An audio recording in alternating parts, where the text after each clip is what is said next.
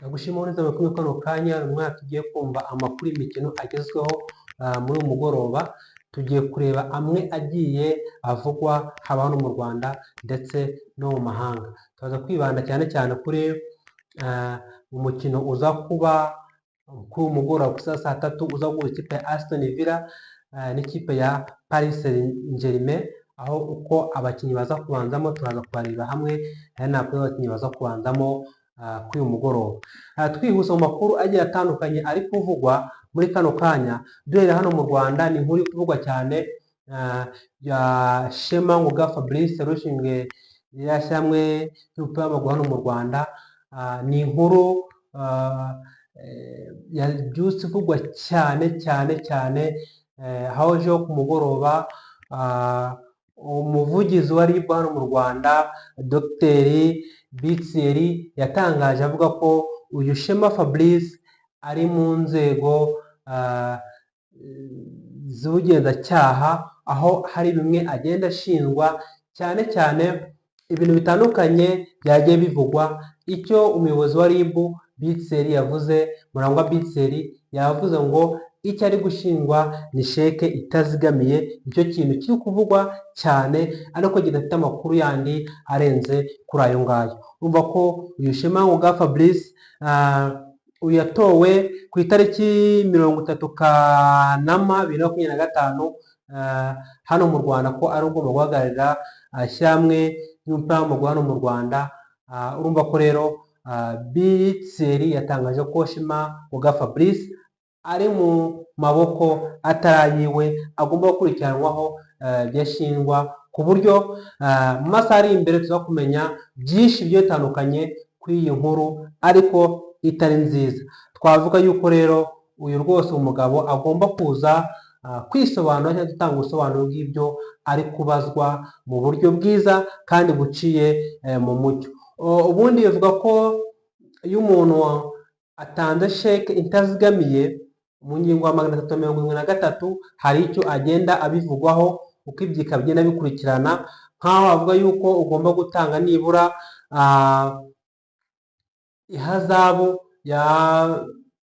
y'amafaranga wari watanze atazigamiye ukayikoresha 15 cyangwa se 15, ugahabwa n'igifungo cya hagati y'imyaka 2 ndetse n'5 bitewe n'uko icyaha kimeze. Hari n'abavuga ko ushobora gutanga 20 cyangwa kuzamura bitewe n'uko bigiye bisobanura. Ni ibintu byinshi cyane tuzabyinjiramo mu makuru ataha kugira ngo twumve icyo bisobanure cyangwa se aho ibintu bigeze. Indi nkuru iri kuvugwa cyane ni ibaruwa umuyobozi wa Rayon Sports perezida wayo yanditse ashimira abantu bagiye batandukanye. Yashimiyemo abafana, ashimira abakinnyi, ashimira abantu muri rusange, abafatanyabikorwa babo bagiye batandukanye. Yashimiye abatoza, ashimira staff yose muri rusange, uburyo ki bitwaye, uburyo ki bahawe igikombe cya Sekafa Kagame Cup batsindiye mu minsi ishize. Twagiye tubigarukaho cyane mu buryo bugiye butandukanye. Numva icyo muri siporo cyaje kuvugwamo. Ikindi ni amakipe menshi agiye atandukanye akina iyi shampiyona yacu hano mu Rwanda. Amakipe menshi arimo arashaka imikino ya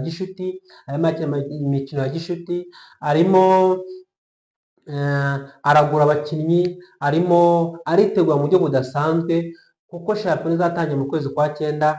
Ibyo twarayivuze cyane uburyo ki, ariko future cyangwa se uburyo amakipe azahura cyo ntabwo cyari bwashyirweho umucyo, kuko impamvu itari gushyirwaho umucyo ni uko hari amakipe amwe n'amwe bagiye baka ibyangombwa bigiye bitandukanye, nk'Amagaju, nka ETC, nka Mukura. Ni amakipe yagiye atandukanye bagiye baka ibyangombwa, ariko bataramara kubitanga kugira ngo izo feature cyangwa se uburyo ki amakipe azahura kugira ngo ishyirwe ku mugaragaro cyangwa se isohorwe. Ariko nizera ko mu cyumweru gitaha ibintu bizashyirwaho umucyo, bizaba bimeze neza.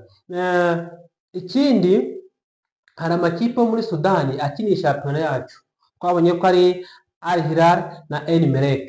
Aya ni amakipe abiri yo muri Sudani akiniye shampiyona yacu nk'uko twabibonye mu mwaka washize ko ikipe Al Hilal ariyo yabaye iya mbere itwara n'igikombe, ariko kubera ko amasezerano avuga yuko ikipe yo mu Rwanda iri ifite umwanya wa hafi nayo bayiha igikombe nyacyo, iyi nayo bakaba barayihaye igikombe, ariko yo kwari ikipe yo hanze ntago byagenze ko batanga igikombe kimwe muri rusange.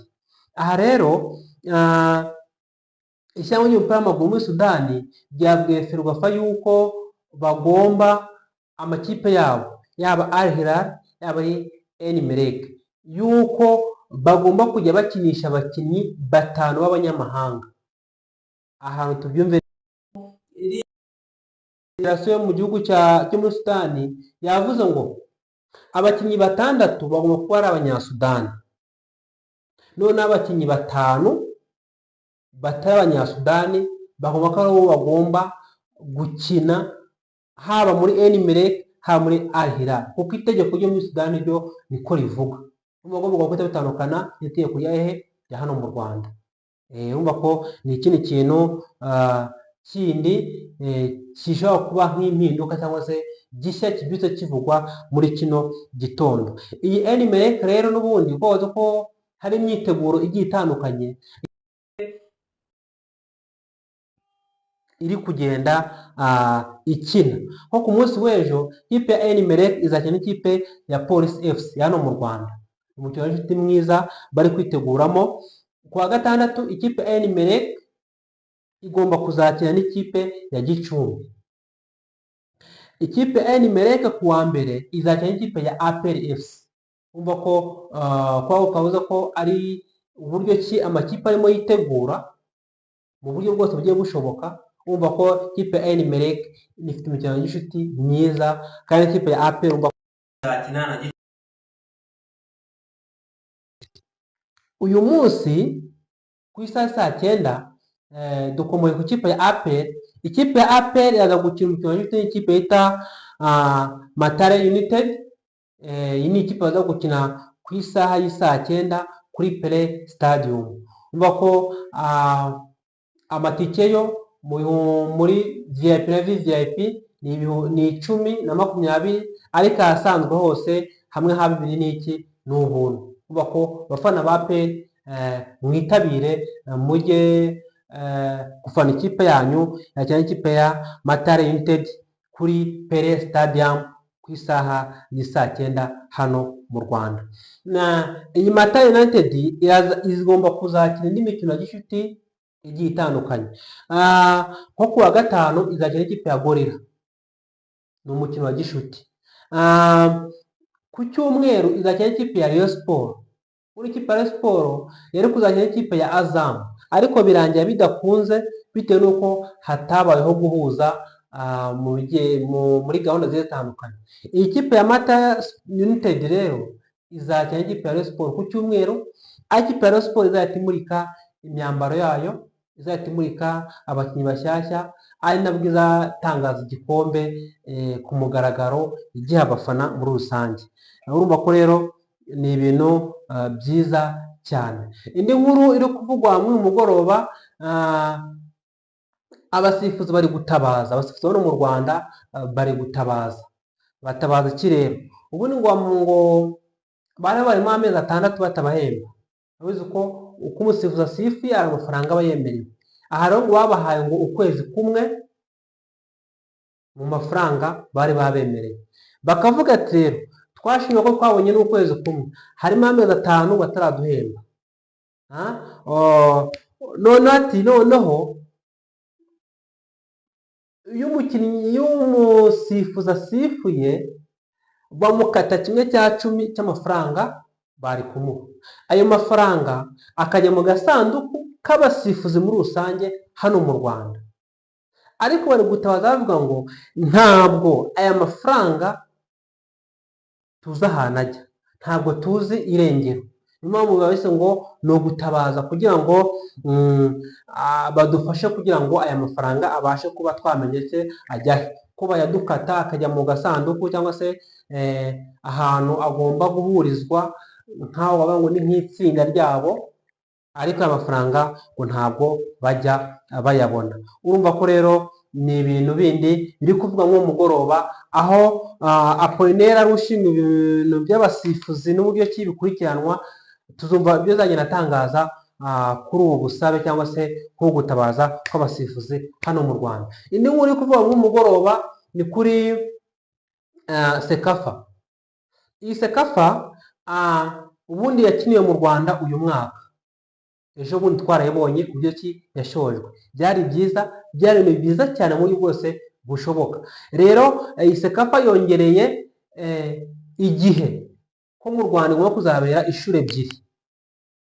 Bavuye u Rwanda rwateguye neza, twabonye urwego ruri hejuru cyane cyane, abasifuzi basifuye neza, twabonye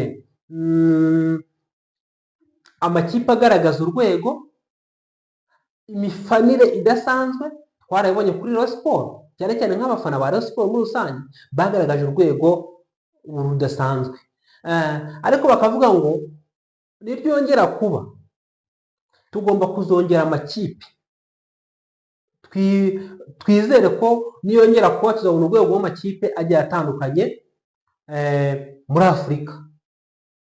Twabonye ko amakipe 12 byibuze amakipe 7 niyo afite ibikombe bya shampiyona mu bihugu byabo. Urumva ko n'u Rwanda n'andi mahirwe rwagize ko rwongera izindi nshuro 2 zo kwakira Sekafa Kagame Cup rizabera hano mu Rwanda. Wumva utanye n'inshuro byabaye, umva ko u Rwanda ruzakira inshuro 3 zose n'inshuro yabanje nayo tuyibariyemo.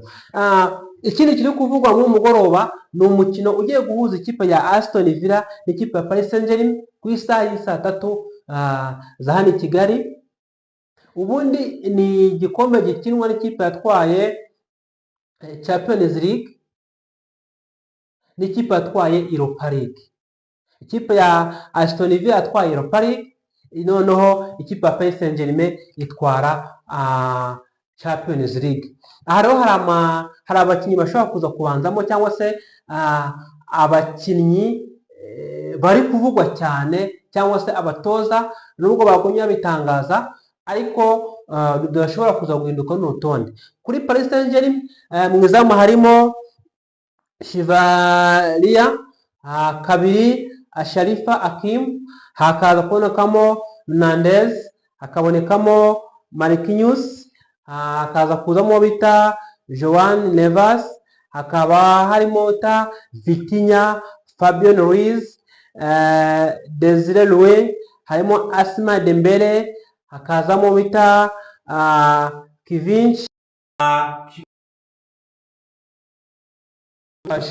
ndetse na Luis Enrique ni umutoza wabo utoye ikipe ya Paris Saint-Germain. Kuri Aston Villa mu izamu harimo Marco Bizont, hakaza Matish Cash, hakaza wita Victor, hakaza Pau, hakazamo Ion Matsem, hakaza Joao Games, hakaza Buruka Kamala, hakaza Juno Makin, hakaza Emilion Brundea ndetse n'ubita Tommy Abraham. Ni abakinnyi ikipe ya Aston Villa ndetse umutoza wabo Anime niwe uza kuba utoza ikipe ya Aston Villa.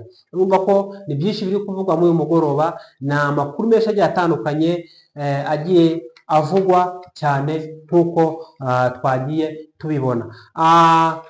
Abashyashya muri kuza kuri umurongo wa YouTube turabakiriye, mukoze subscribe mukande ugazogera kugira ngo tujye tubana umunsi ku munsi. Abasangwa namwe turashimiye aho tugeze no kubera mwebwe muri kuduteza imbere rwose, Imana ijye ibaha umugisha. Tuze gusubira rero ku masaha aza gukurikiraho kuri video tuza gushyiraho, cyane cyane tuza kwibanda uko umukino w'ikipe ya Aston Villa n'ikipe ya Paris Saint-Germain warangiye. Ciao ciao, tuze gusubira mu masaha ari imbere.